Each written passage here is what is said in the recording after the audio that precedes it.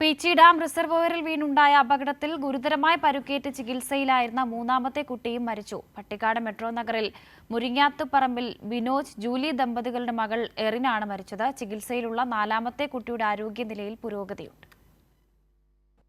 ചൊവ്വാഴ്ച വൈകിട്ട് 7ഓടെയാണ് തൃശൂരിലെ സ്വകാര്യ ആശുപത്രിയിൽ ചികിത്സയിലായിരുന്ന എറിൻ മരിച്ചത്.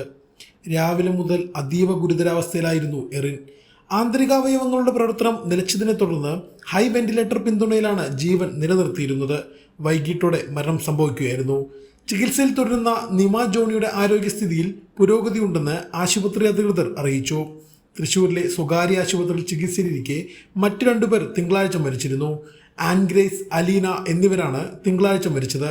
ചൊവ്വാഴ്ച മരിച്ച എറിന്റെ മൃതദേഹം Pattikkad saint Francis Xavier's Forane പള്ളിയിൽ സംസ്കരിക്കും. കാതറിനാണ് സഹോദരി. സുഹൃത്തിന്റെ വീട്ടിൽ പെരുന്നാൾ ആഘോഷിക്കാൻ എത്തിയവരാണ് ഞായറാഴ്ച വൈകിട്ടോടെ പീച്ചി ഡാം റിസർവോയറിൽ വീണത്. റിസർവോയറിൽ വീണ ഒരാളെ രക്ഷിക്കാൻ ശ്രമിക്കുന്നതിനിടെ മറ്റുള്ളവരും വെള്ളത്തിൽ വീഴുകയായിരുന്നു. കൈരളി ന്യൂസ്, തൃശൂർ.